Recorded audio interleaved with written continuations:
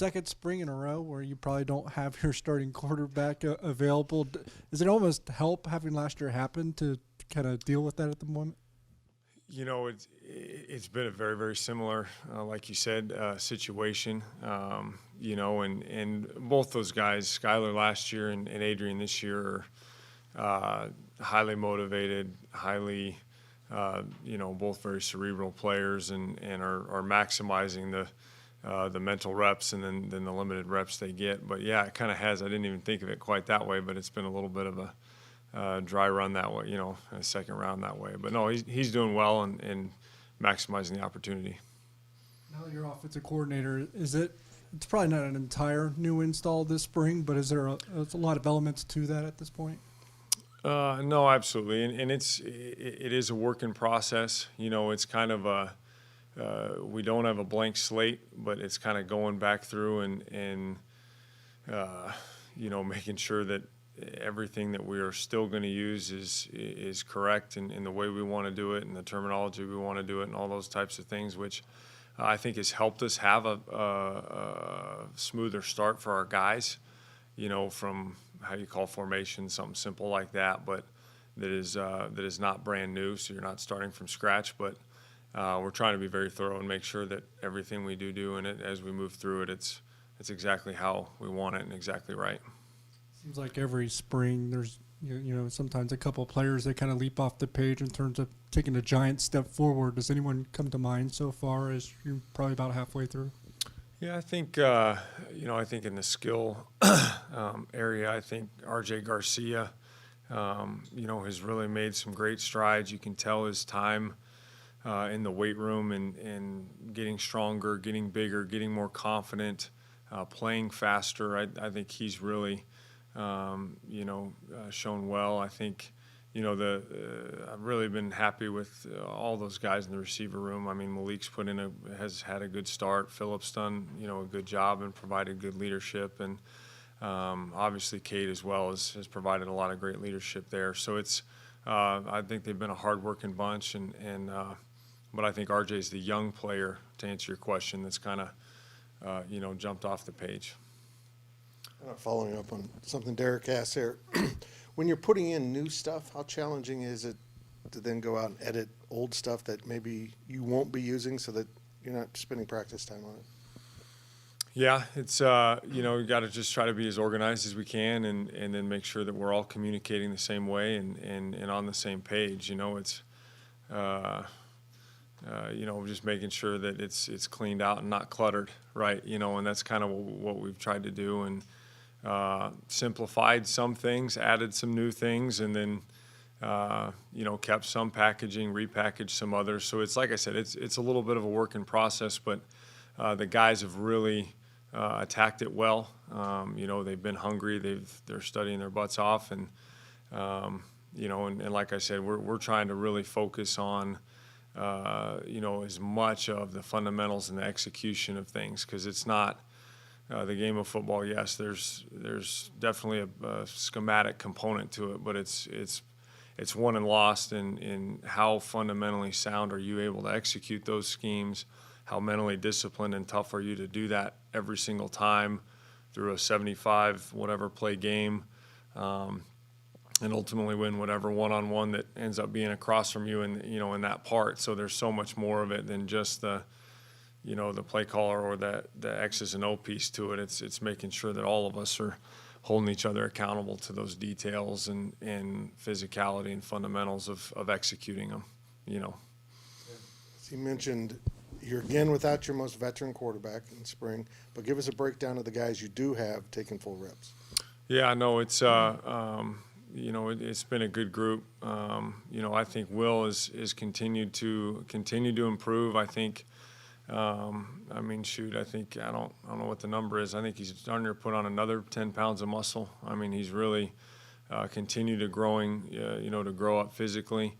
I think you see that in the way the ball's spinning for him. I think it's coming off his hand a little bit stronger than even last season. You know, I think he's with his experience has been very valuable, you know, in this transition, and his leadership has shown through of him being able to, to run the show. And he's done that and has been the most consistent, of that group. Jake and Jaron have kind of been competing and going head to head. And again, it's both of them have had up and down days, here through the first week. And both are doing good things, but I think that's where the separation has been between Will and those two as of now. But again, it's competitive every day, and they're working together through the competition, so it's been a good thing. How's the progress of figuring out this offensive line, who needs to be where, and how it all puts together? No, it's good. I mean, there's obviously Coach Riley does a really, really good job of developing those guys and kind of cross-training them at times too to create some depth, at different spots. But, I think obviously, Cooper's doing a great job. I mean, he's leading those guys and playing a couple different positions, which has been good for us and it'll create some depth for us. We've got Hayden Gillum's done a good job at center and jumping in and filling in for Noah, which has been – that's a big void. Noah did so many little things that no one even knew that he did for us, and so Hayden filling in there. And, Duff, he works his butt off at right tackle and is obviously has a lot of snaps under his belt. So, we got a lot of young guys there that, that are coming along. The Whit Mitchums, the Carver Willises, Katori's been doing some really good things. So it's there's a lot of. I think we're getting longer and more athletic in that room collectively, and that's a good thing. Collin, now that you've been in the chair a little bit, what's it like to be offensive coordinator, and is it a thrill for you? It's a tremendous honor. I think I've enjoyed more of the leadership role and leadership responsibilities that have come with it, but. I'm just, again, so grateful and honored that Coach has entrusted that task to me and very blessed to come to work with a lot of high character, extremely smart football coaches on our offensive staff. And I think it's been really, really fun to work with, Thad, with Coach Ward at receivers and getting to know him. Coach Lepak and I have obviously worked together now for this last year, and just being able to again work with him through this, and and then I think even rounding out our staff with Clint Brown, as our analyst, and Justin Joyce, our GA, and all those guys. I mean, they are phenomenal football coaches, and so I think it's been a good mix and a good blend in the room to come to work every day, to work and to learn and grow and push this thing forward. Some players tell us that they've noticed some pretty big changes already in what you're doing. They say they all like them. Hope that's what you want to hear. But just how, I mean, I don't want you to be giving away, your first game script here or anything, but how different do you want the offense to look to the outsiders next season? Yeah, no, I don't. I'm not. Like I said, I think to me it's a little bit of that will be a work in progress. A little bit of that, I think we are still going to be very multiple in a lot of the things that we do, so it could look a little different week to week even, and what we're going to need that week for that defense, for that team we're playing, how our personnel continues to adapt. So there's a lot of variables. I think the biggest thing, and even through the bowl game and through now, has been some of those details will get ironed out as we get closer, but it's the mentality, it's the focus, it's the intensity, and being having a more aggressive mentality, and that you got to make sure that we're wise with that. You can't, either side of the spectrum can really get you, but it's how we play, it's our fundamentals, it's our techniques, it's our mental toughness, and having more of that attack mentality, I think, is the biggest thing that I hope that we go to the practice field with every day, and then ultimately ends up being on the game field. One more for you from me. No, you're good. When you were a player, we saw you run the occasional trick play, something we haven't seen a ton of the last few years. What's your philosophy on it? Are you okay using those every once in a while?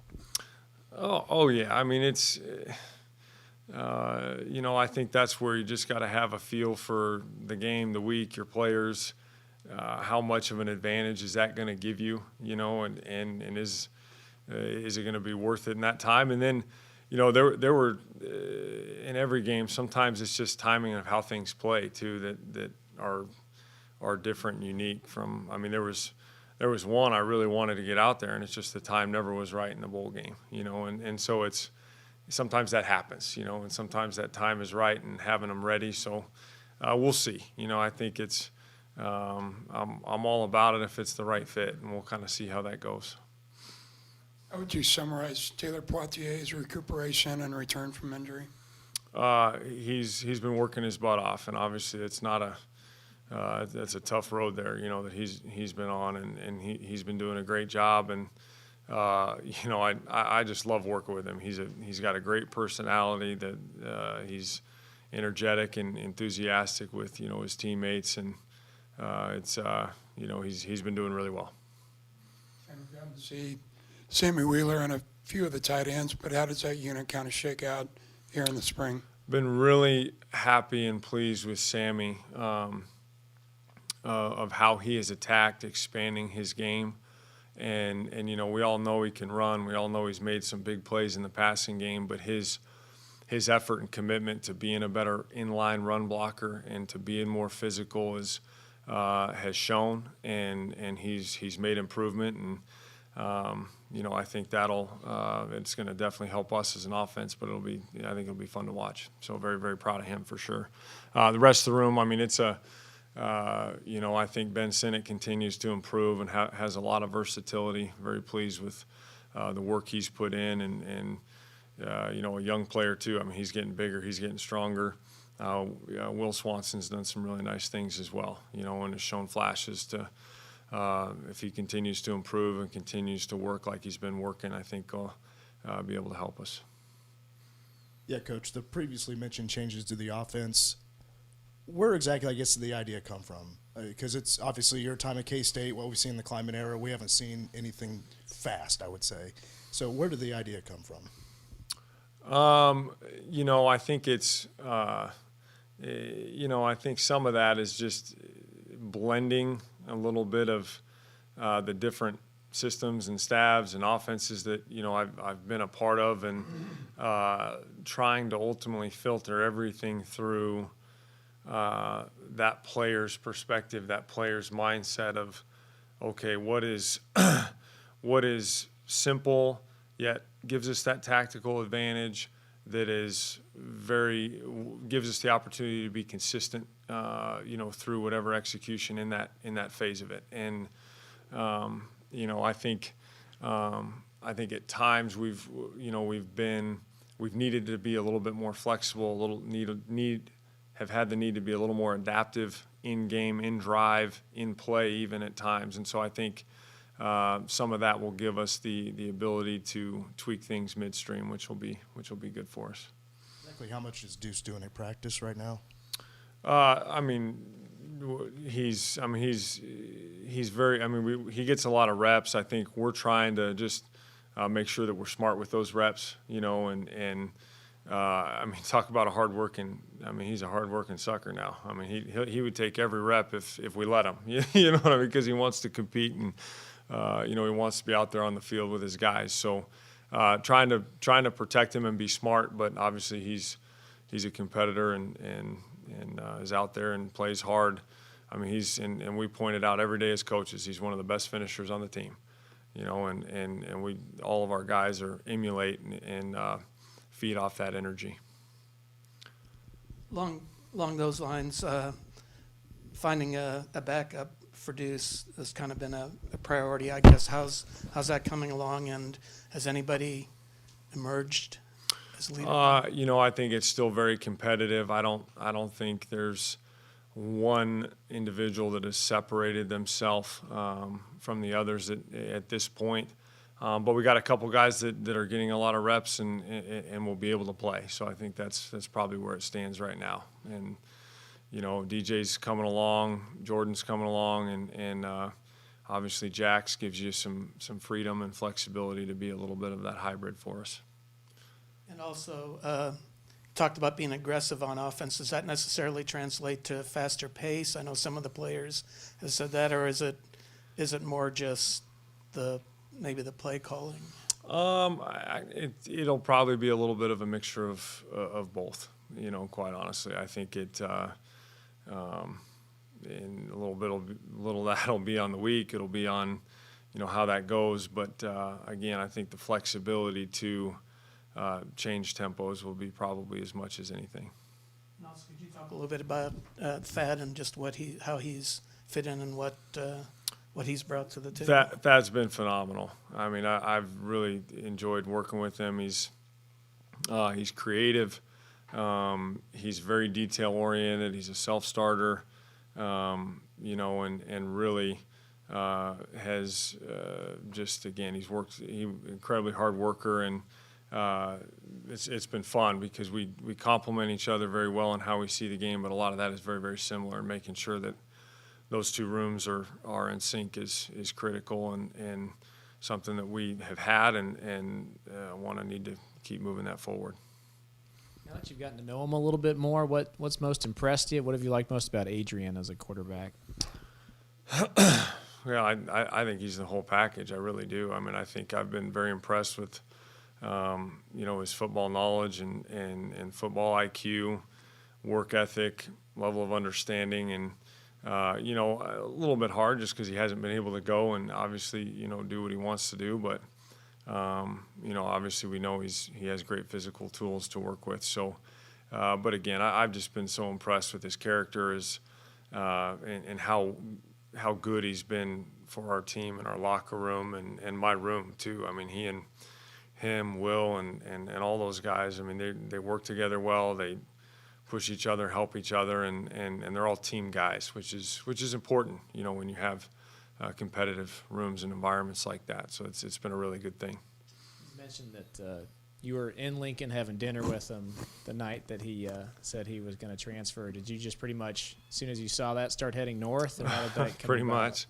Pretty much, and it was because just like when through the recruiting process of anyone, it's making sure that it's the right fit, and it doesn't matter where they come from, who they are, where they, their story, their ability, or whatever. It's, they have to be the right fit. They have to be a character fit, a culture fit, and a locker room fit, and then obviously we have to fill in all those blanks before we get too down the road. And so that's what we wanted to do, and he checked every one of those boxes.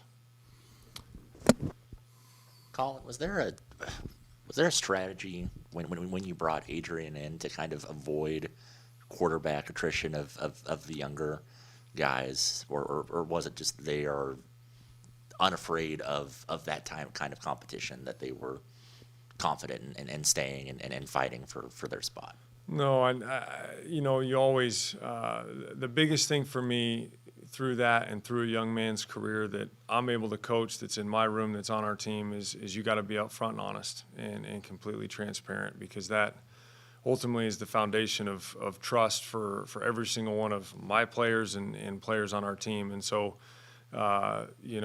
first thing it happened, I went in and we talked to every single one of them and didn't try to handle the situation, didn't try to micromanage the situation, just being honest of, hey, we really feel like we need a little bit more experience in the room because it is an inexperienced and young room, and it's going to be competitive. We're going to be transparent through this entire process through it, and we want what's best for our football team and our offense, and whatever that means we're going to do, and want every single one of you guys to be a part of it. And credit to them, they've caught that vision and taken the mission that, and I tell my guys all the time, it's not about becoming the starting quarterback at Kansas State. That is you have to become the best you can possibly be, and you got to have a desire for excellence and to be the best, not just get on the field. And I think they've caught that and are working in light of that, and I'm very proud of all of them. And what's kind of been the biggest thing that Adrian has brought as far as mentorship for those younger guys that you've seen since he's gotten here? I mean, you can tell he's obviously, I mean, he's got a lot of experiences, you know, and I think it's funny because, you know, I know that just how, you know, listening to them, and obviously I'm not around them all the time, but, you know, they're picking his brain, telling old stories, asking about situations or games or plays or techniques or, you know, whatever. And that's really been fun for me and something I'm proud of, because it's about all of us getting better. It's about all of us trying to be the best we can be. And because of Adrian's character and the character of our guys, you know, that we've had in my room, that it's, like I said, it's been very smooth. And like you said, there's no substitute for experience, and he's got a lot of it. This year, Collin will celebrate the 10-year anniversary since you helped lead Kansas State to the Big 12 championship. And, yeah, weird, huh? Yeah.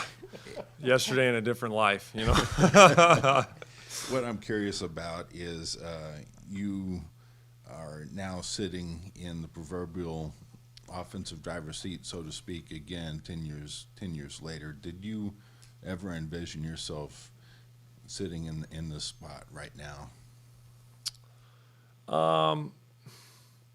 You know, probably not initially. You know, I really didn't. Coaching was not something that was heavy on my heart until probably about a year after I got done playing, and so didn't really know exactly what I was wanting to do, or, you know, where I was wanting to go. Football just has been such a passion of mine since I was a little kid, and kind of realizing then once you are done playing, like, okay, what's the next phase? And then once it kind of started down this road, then of course, I mean, that's, as a quarterback, that's how you think. It's how you think about the game, look at the game, prepare for the game, is your running point, so to speak, you know. And so of course it's been a dream of mine. It's been a goal of mine, and you know, for the Lord to work it out in a way that it, you know, my really first opportunity is here at the place that I love and care about so much is, you know, it's amazing, you know. And but, you know, we got a lot of work to do, you know, and there's a lot in front of us, and so I haven't spent much time thinking about too much of that big picture stuff. I guess it's been 15 plus years since, you know, that you've been involved with Kansas State. Could you just put into words what K-State and K-State football has meant to Collin Klein? Shoot, it's can't really. I mean, it has had an impact, and again, the Lord has used it in a way in my life to in so many ways, and from obviously getting to meet my wife Shaylin here, and learning and truly developing the disciplines and the practices that you know, and making them your own, you know, through that growing up process is you cannot put a price tag on those, and now being part on the other side of it, of being able to be a part of that mission, of that having that opportunity to impact young men and through this game of football that this place has been so good at for a very, very long time is just amazing. You know, I don't you know, you don't feel like you work every day. You know, you just come and you're a part of something truly special in a place that is truly special, and it's hard to put that into words. I don't know if I can top that one. Nicely done. But I guess my question is maybe a little bit out there. When you first were named the coordinator, I know you have been here a long time. You've had a lot of influences and what have you. How much of the past and how much of the current guys have you worked with to put what I would describe as your offense together?